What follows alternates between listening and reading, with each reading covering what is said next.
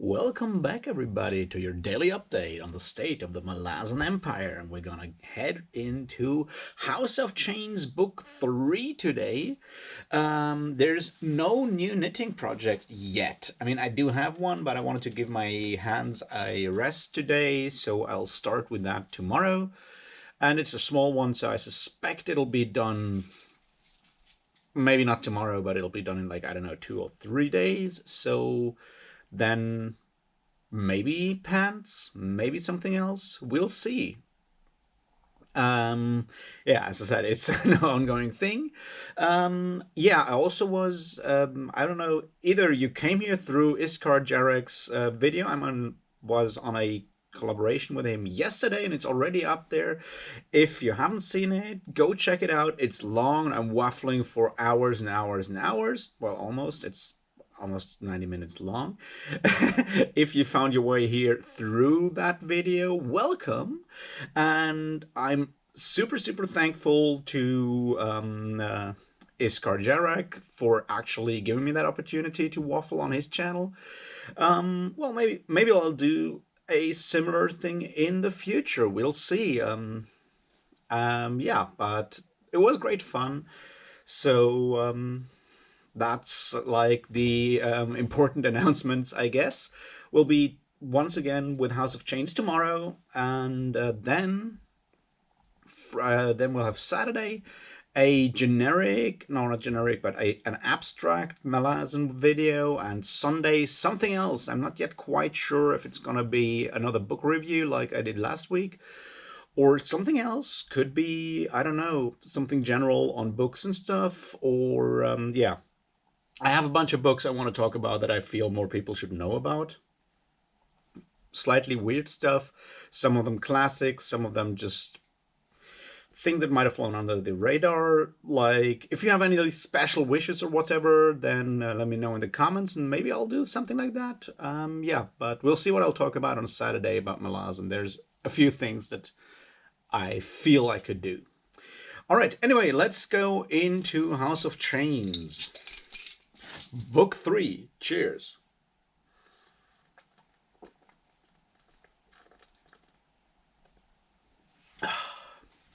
This is a very drinkable beer, and I do need something. It's been a not so fun day overall. All right. So book 3, I'm in there right now on my third read through. I'm 2 chapters in. And there's enough to talk about already. I'm not even sure if I'll get to all the stuff today that happens in those 2 chapters, because holy shit is there a lot going on. There's a lot of world building stuff going on in that first chapter, which is very long. Well, very long, it's like, I don't know, at least twice the length of the second chapter. But the second chapter is very brutal. It has one of those really problematic topics that we need to talk about, the Bidithal situation. And yeah, I think I'll just start with that because it's fresh, and I talked about it yesterday. Yeah, we see the next part of the whole situation with him actually taking Felicin younger and mutilating her, which is obviously highly problematic. And what I found very,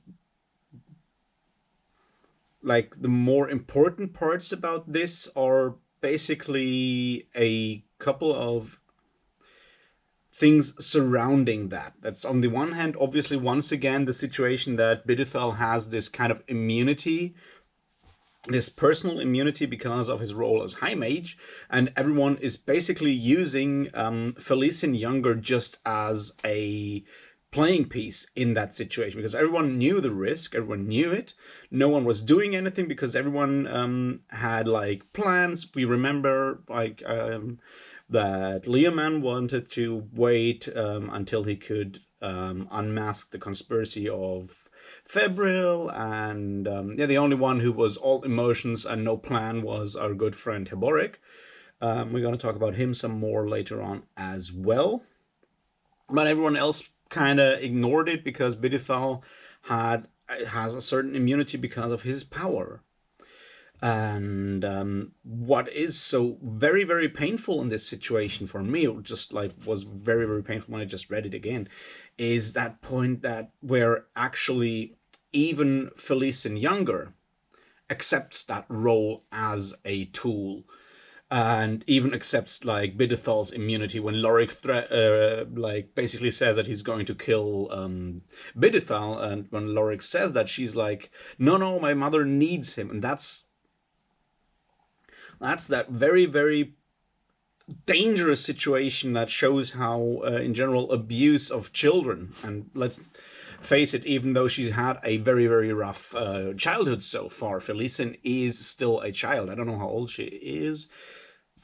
Maybe it was mentioned in Deadhouse Gates when we first meet her, but I'm not quite sure. Anyway, but that's like one of those things that you often see in the situation of abuse, is that people internalize that and try to justify it in their own mind why a certain revenge that might be obviously outside their powers is not possible right now, and to try to protect people who enabled that abuse.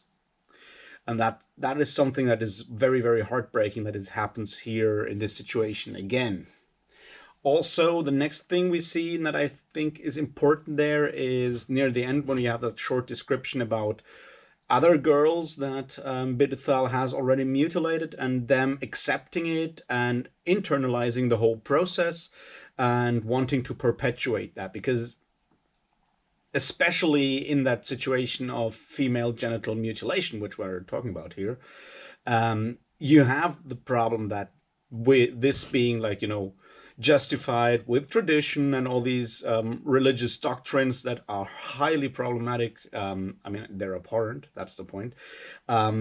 It is, in a lot of cases, it is actually women who have suffered through the same thing, who then perpetuate this, justify it to themselves as necessary, turn it into something positive, and then perpetuate that tradition, that ritual. And that's a really problematic thing. And the fact that in this situation, the people perpetuating that or justifying that are also still just girls, make it even, harsher to understand.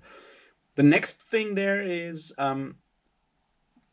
once again, I'm still not 100% sure about the whole Bidethal situation, because now he seems to see the mutilation as part of his power grab and as a tool to, succeed in his plan to get that Warren. On the other hand, we had the situation earlier on. It was described as him finding pleasure in it. He actually, in this place, explicitly says that he doesn't want to take any pleasure out of the act. And then he spews that religious nonsense about control and stuff like that, and the denial of pleasure, which is close to the religious arguments that you have within real world situations where this happens.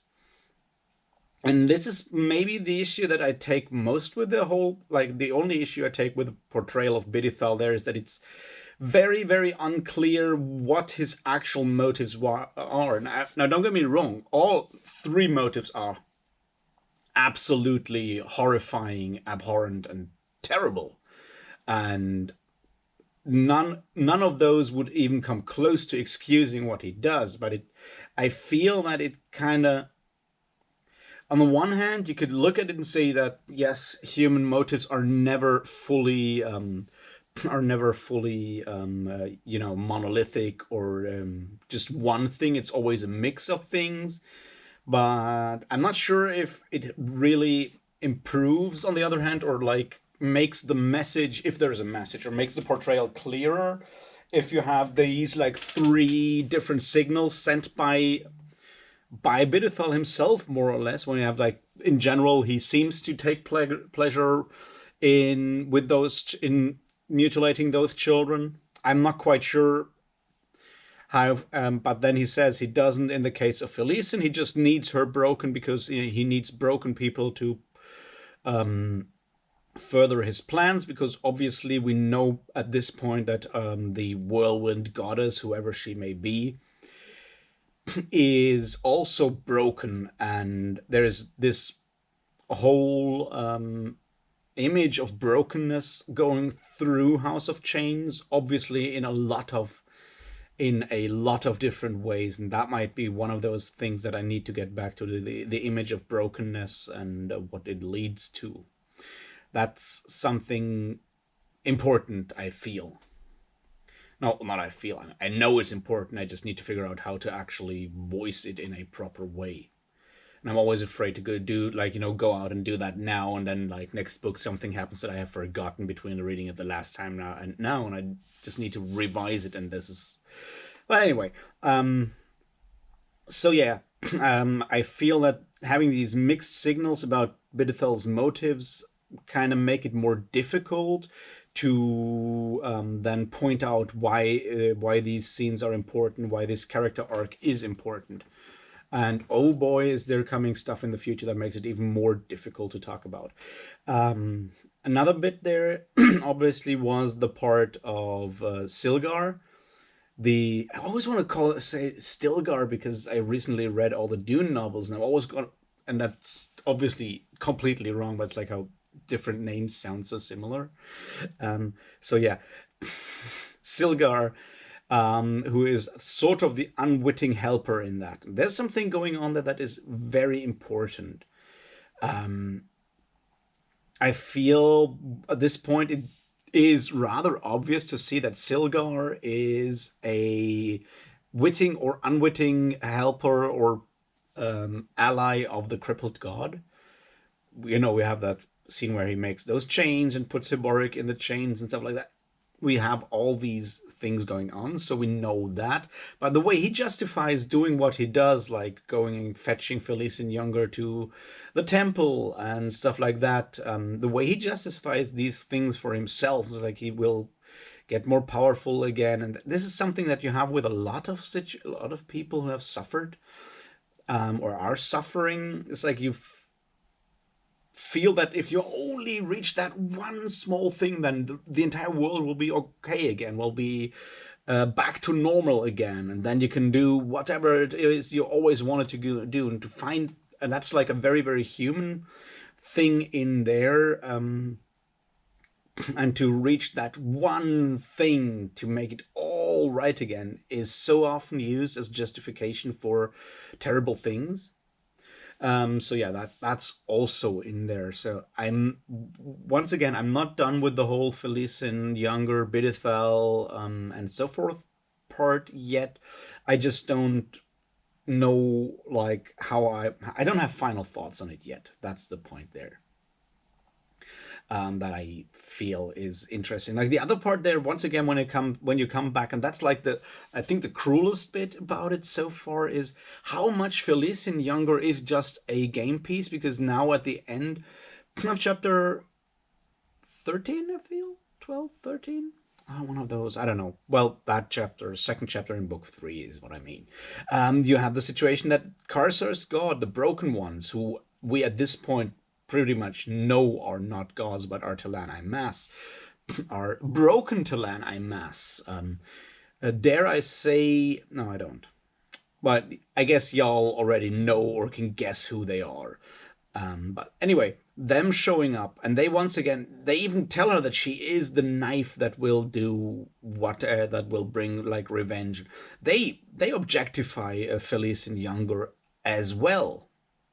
And that's rather like, I mean, we've known at this point that using people within the Malazan universe, whenever gods or supernatural powers try to use human beings as tools, this can backfire horribly. We'll see if that works, how this goes on this time round. But it's just like through the entirety of her character arc, from the beginning in Deadhouse Gates up to now, Felicien has been seen as a piece, as a tool, as an object by almost everyone, and used as such. The only person who has not done that, I feel, is Heboric.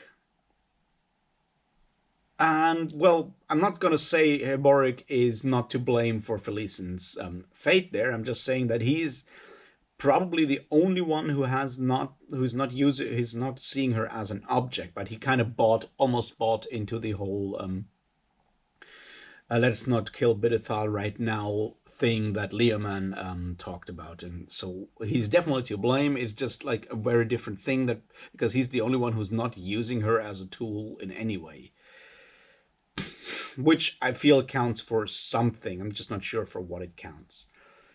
Okay. Now that was grim and dark, but not grim dark. Let's make that very, very clear. This is not grim dark.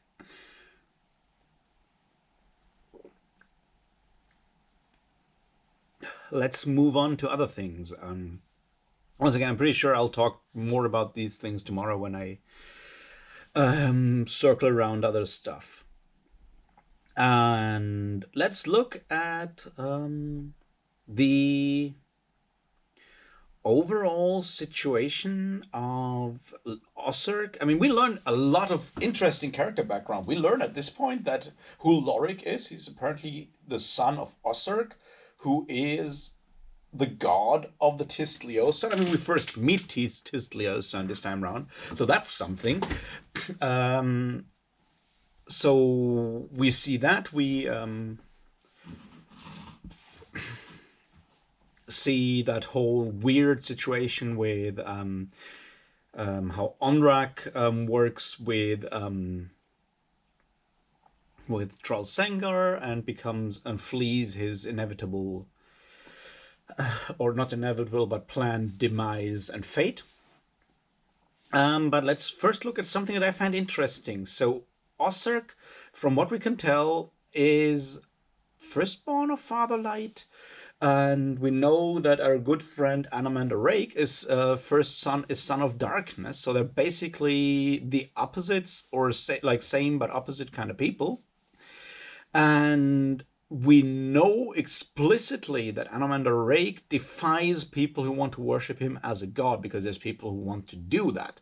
And on the other hand, we see that within the apparently very hierarchical structure of the Leosan, they worship they worship Osiric as a god, with all the problems that this entails, because obviously Osiric is maybe he's just a very powerful person who does stuff that God, because so the thing is, he shirks the responsibility of godhood, of divinity, without actively defying it. And I find this this is just an interesting situation when you look at the way that the Andi are portrayed and the Leosan. You have this one this very organized, rigid structure.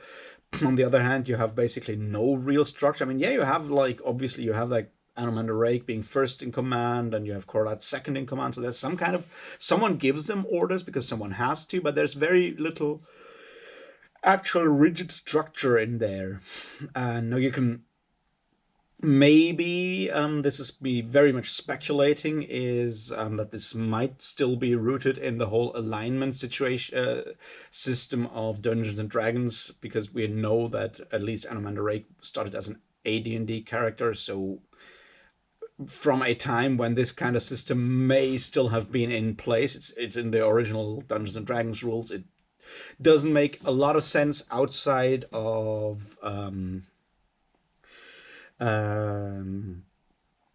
how to say, outside of mostly an Elric Eternal Champion Michael Moorcock system, but it has these two axes of good to evil and chaotic to lawful, and in a way, when you look at it, the Andi seem to be very much on the chaotic side of things when it comes to organization, and the Tist Leosan seem to be very much on the on the lawful side of things, because lawful just means following orders and having rigid structures, more or less. And obviously, with that trinity of light, dark, and shadow, and the Tist Edor being the ones from shadow, this it would fit very well into when I would do, if I start doing world building with a rule set that has this kind of underlying thing in there, because it's sort of important for your characters, although actually you can basically drop it, no problem.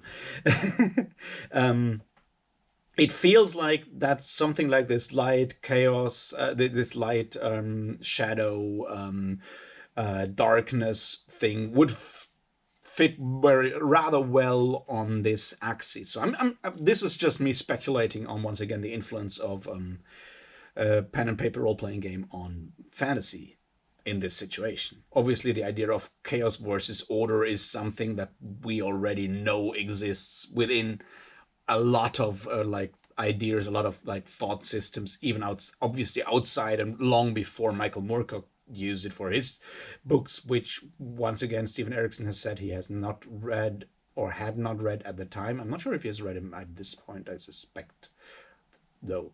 Anyway, so I'm not saying this is how it is. It just reminds me very much of this because the rigid structure within the Leo Sun, as far as we've seen it so far, is rather over the top. It's very overt, is what I'm saying there. It's like, I don't want to call it a caricature, but the way they're portrayed is a bit over the top in a way.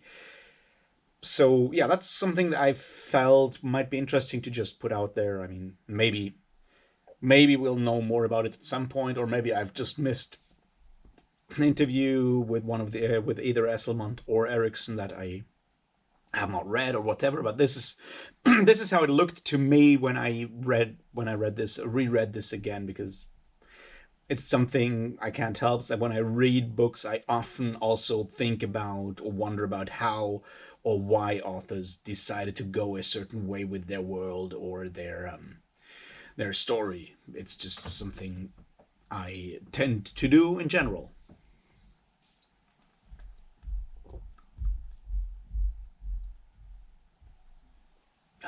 All right, what else? Yes, the interesting thing about Onrak, and Onrak obviously is an amazing character. I also like the whole character arc of Onrak. There's more to come, then I'll probably go back on it to it.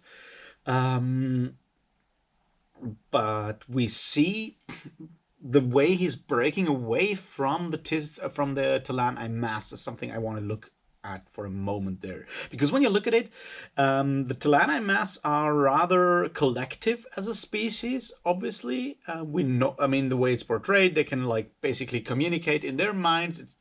It's not a hive mind, but it's closer to it. There's a rather collective thing there going on, and with him being broken out of that collective quite physically because of how all the damage he takes. Um, when you look at that, he gets broken out of that collective and is re-establishing a sort of individuality. He becomes more of an individual. So have this like tension between the collective and the individual going on there, and we see it like on the physical visible level. We see it when with him being more and more separate from them, and then he actually can hide his thoughts from the other Talanai mass and all of that.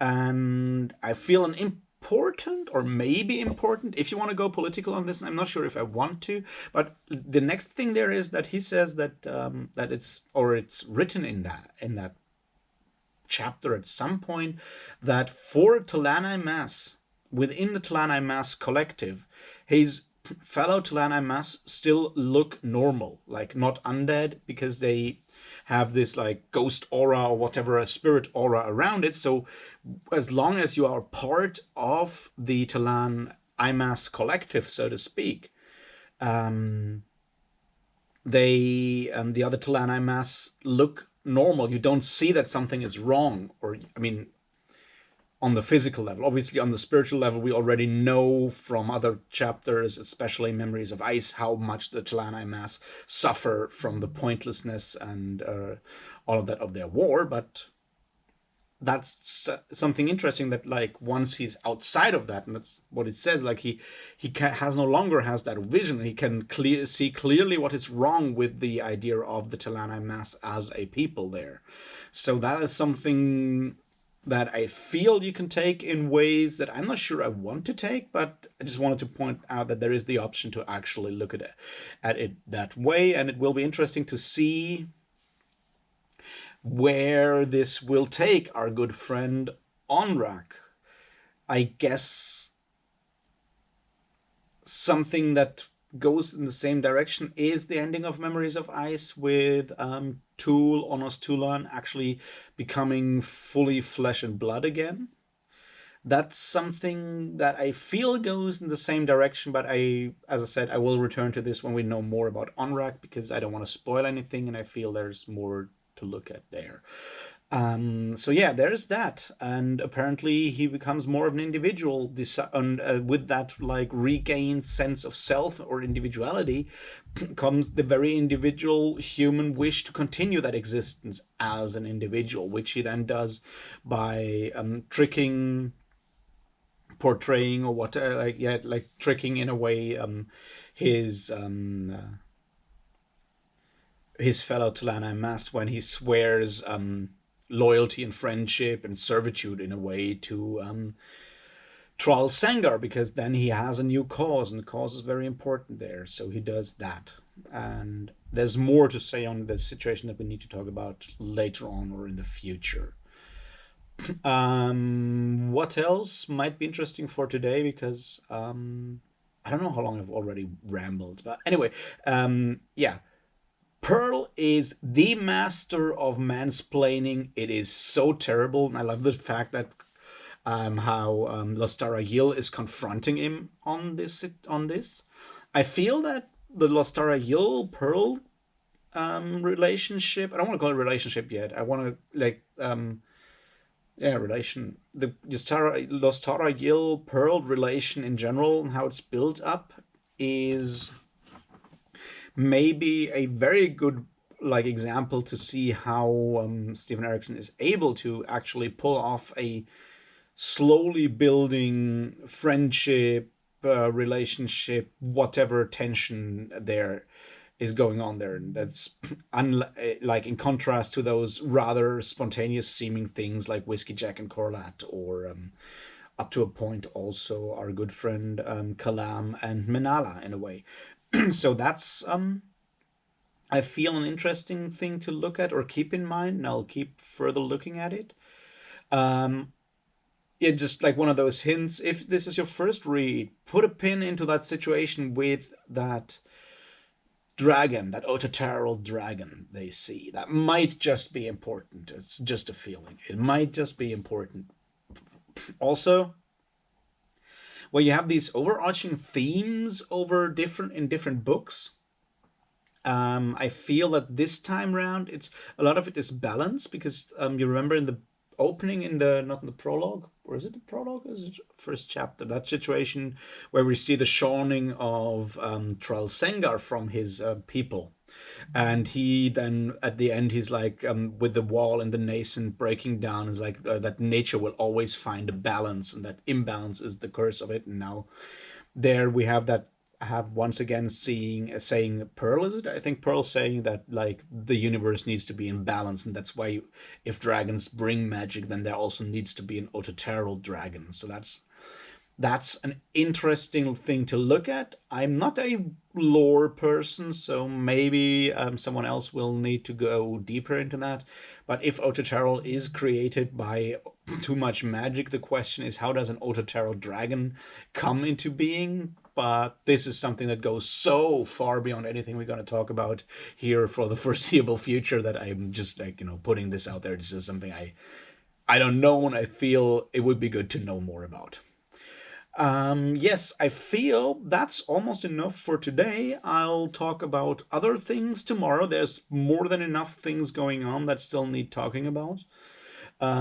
So I hope you had a great Thursday, and I'll talk to you tomorrow about Malazan. And if you have wishes for something that I should talk about Malazan abstract wise, or book review slash recommendation or whatever, let me know. As always, thanks for actually listening to me ramble for hours and hours and whatnot. And yeah, I'll talk to you tomorrow. Cheers.